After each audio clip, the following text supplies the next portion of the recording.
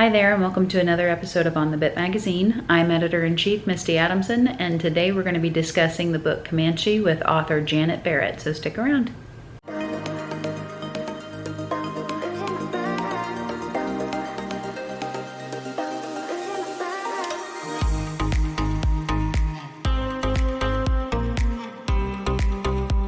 We're talking about Comanche today.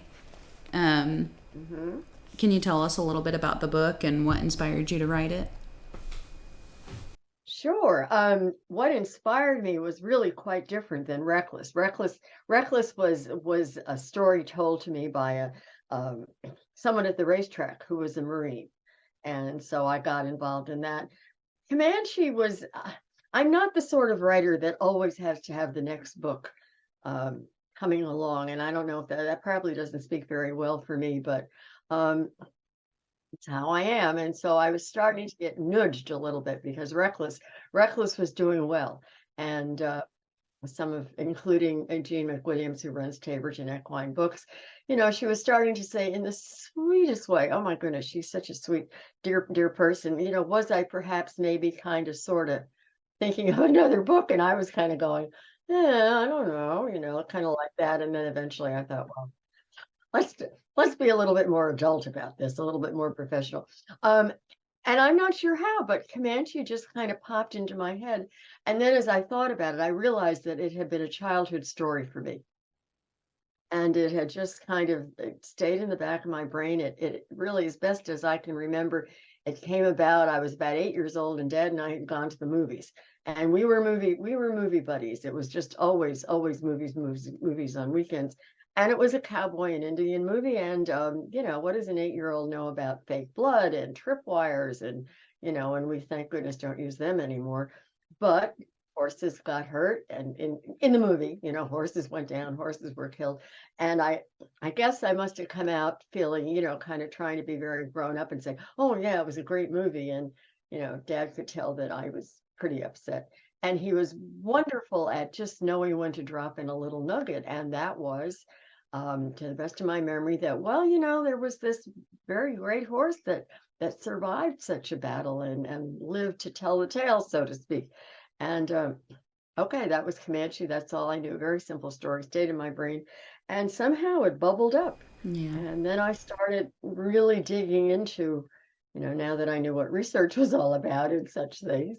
And what a story. I mean, so much more complex. I mean, involving an Irish soldier of fortune and this Mustang and um, coming to fight our battles and so forth and so on. So that was the genesis. And just, I mean, I tell people that I was not a lover of history in college because I think it's generally taught rather badly. I mean, it's just without a lot of surround, it's kind Yeah. of dry. Mm-hmm. But history, when you are researching, it's detective work. I mean, it's fabulous. I mean, I was Reckless. I actually had my husband say, "Stop. No more research, no more interviews, write the book." I mean, it gets so involved. Mm-hmm. So that's kind of how Comanche just turned into this complex and interwoven story and like that. Yeah. I don't know how you do that. I mean, the research alone blows my mind because it'd have to be so much, especially like with a story like this because it happened so long ago. So there's no, like Yes, with Reckless, you yes. had people you could talk to. It just seems like the That's true. research would be really overwhelming. Well, I don't know that it's overwhelming because it's your project, right? So that's different than someone telling you to do something. Um, and I've always said it's like the terrier quality, that's where you grab the cuff and you don't let go. And in terms of what I do, I mean, researcher, people say, are you a historian? I say, no, I'm a writer, but you just learn you throw a big net, right? And you just start kind of picking away and maybe initially you go, oh my goodness, where am I going to find that? But one thing leads to another, to another, to another. And eventually you're just saying to yourself, now what about this? What am I going to find out here? Maybe I can, you kind of don't quit, but it becomes very intriguing. At least it did for me. But Comanche is an old story, and that presented very different problems. I mean, with Reckless, um, I had the guys to talk to, more than 60 of them that gave me really in-depth interviews. Mm. Now, everybody remembers things differently, so there's that sort of thing. You know, somebody will remember that she did this at that point when they were in reserve or on the front line, so you kind of have to sort that out.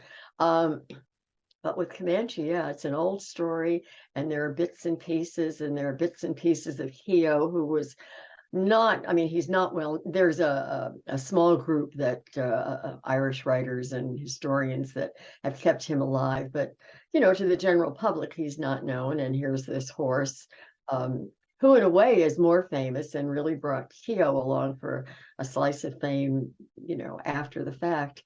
Um, but you kind of have to weigh stuff. You know, you've got what I found is you have some of these old cavalry officers, say now in the 1920s, at the end of their life, and they're writing their memoirs, or they're writing something about back then, and you know, their memory of Comanche, whether legitimate or even just concocted, you know, kind of goes to the great and brave horse and this and that and the other thing. Well, all of that's true, but yeah, you know, it tends to get very colored. So, um, yeah, your point is absolutely, well, it becomes a challenge. I mean, now you're into it. What are you going to do? Give up? No, Right. no, no, you can't. That's a good point. So as I was reading, I was trying to write little notes in my book, and I just leave little post-its all over the place. I don't know if you can see Okay. that. Oh, good, So good. mostly, I have a lot of thoughts, and I mean some of them are kind of questions, but so throughout the story, from the beginning with the turmoil in Ireland with England to the end of the story with the turmoil Hmm. between the U.S. government and the Indians, it's pretty clear that every culture has its blackened history. Like we all have things that we'd like to forget, or things that we'd like to kind of blot out. Yeah, Um, yeah. I It's kind of hard not to see both sides, like being right or whether right or wrong. Like it's hard to not empathize with both sides. I thought you Absolutely. did a really great Yeah. job of pulling that out. Thank you. Thank you.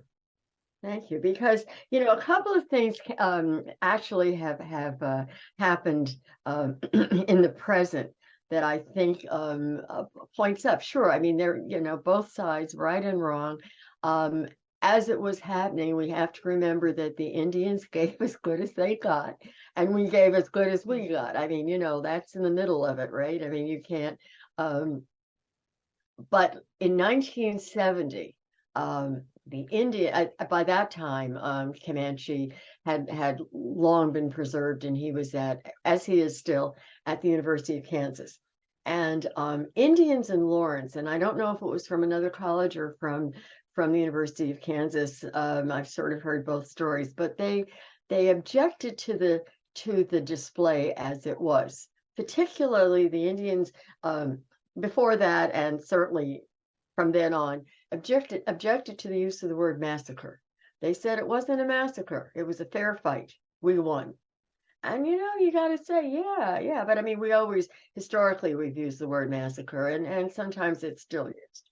And I was so impressed because the University of Kansas, to its enormous credit, shut down that exhibit, and for a year held meetings and listened to everybody's point of view, and then reopened the exhibit, and with different signage that everybody was happy with.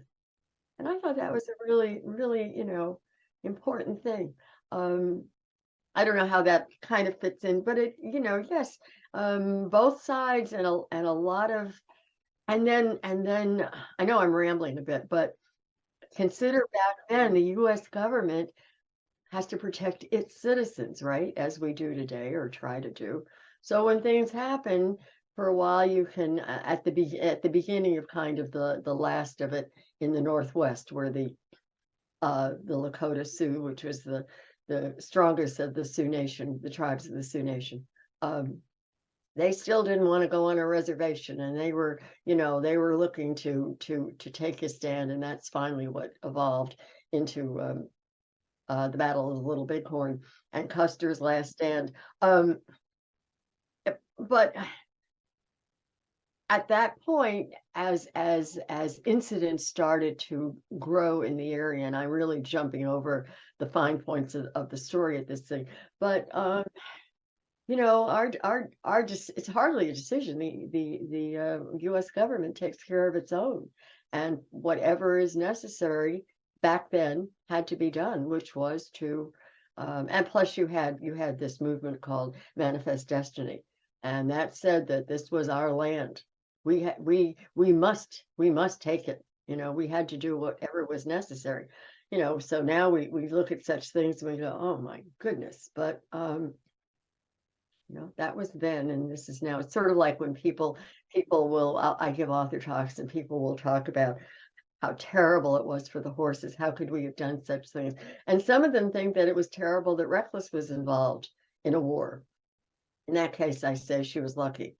She could have been in a stew pot, but that's, you know, but that was then, and you have to separate. We had no other way but horses in battle, going to market, whatever, so you kind of have to divorce yourself from today's feelings and say, it was then so different. Yeah.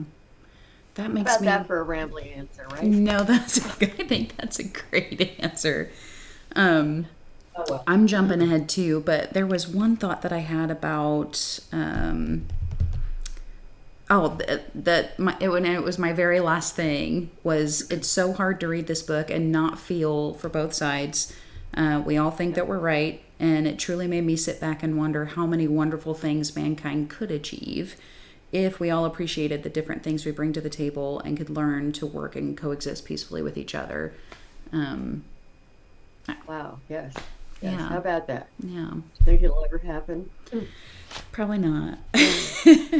Probably not. But it is, and I'm going to add to that one of the points of this story that struck me, and why. I mean, it's such a complex story, and of course you have Miles Keogh kind of leading the story, and then he and Comanche connect for those 8 years, which was an eternity in those times, and then Comanche's story continues.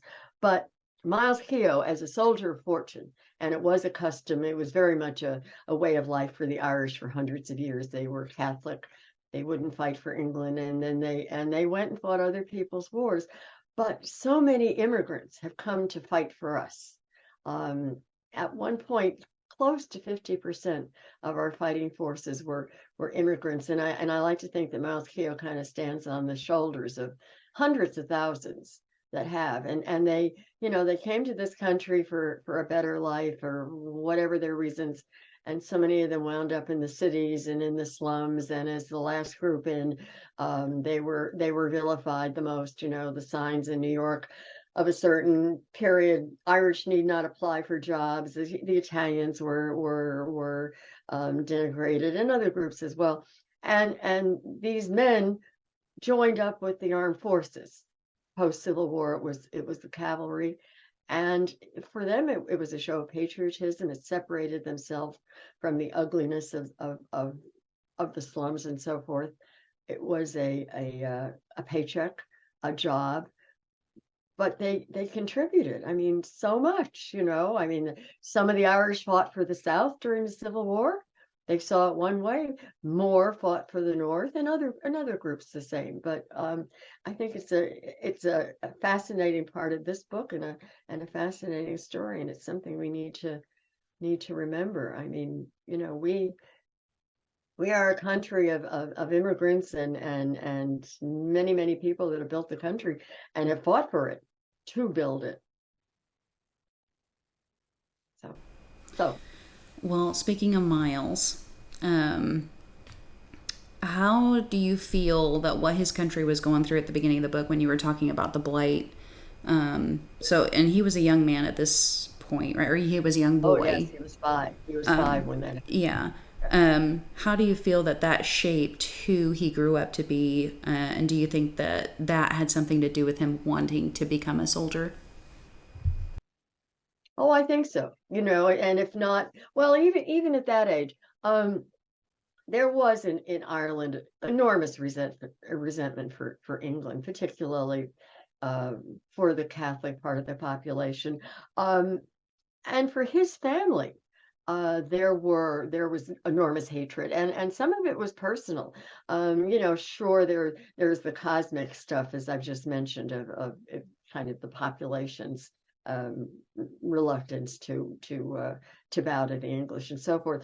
But his mother's his mother's family's land, and this would go back to a century before, was taken by the crown, after which they had to lease back their own land, and which was an enormous indignity back then. And Miles had an uncle who was hanged by the British. Oh, At the end, it was about 40 years before. It was his father's elder brother. But I mean, those had to be, swaths of hatred that just, stayed with that family. And I do believe that, yes, I mean, he was 5 years old when the famine hit, but the terrible treatment of the Irish during that period, he had to know about it, even if he didn't quite understand. And and then, as it turned out, other events helped to shape his life's doings. His father died 3 years later. He was 8 years old, so now the family is in turmoil. I tend to think that that might have given him um, maybe a backbone that he so exhibited through his life.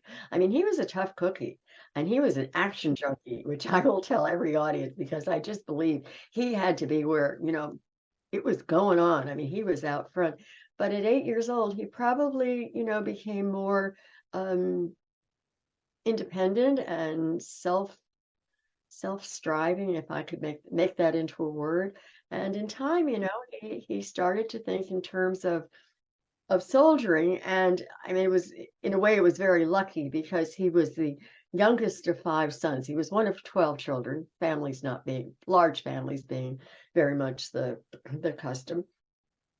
But he had two elder brothers that stepped up to run the farm when the father died.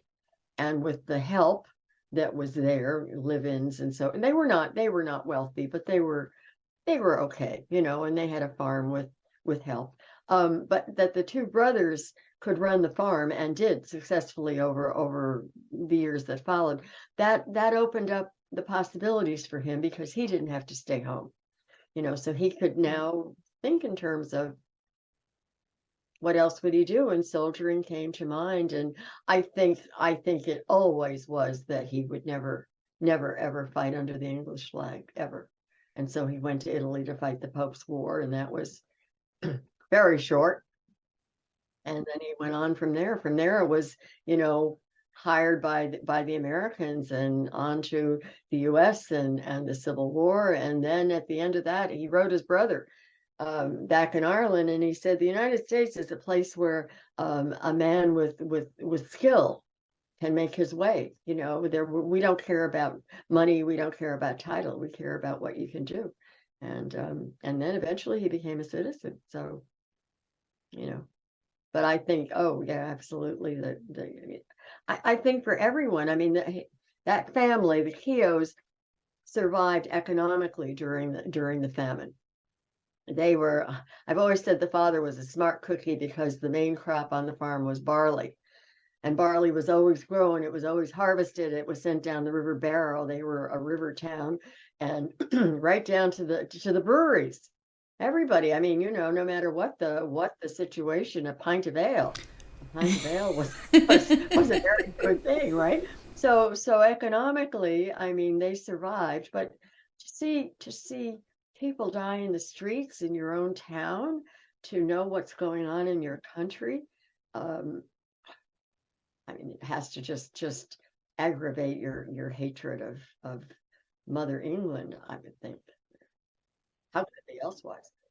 talking about the Charge of the Light Brigade, first of all, Mm-hmm. such a Mm. great poem. And if anybody's out Oh, there that's watching hasn't read that poem, you definitely need to.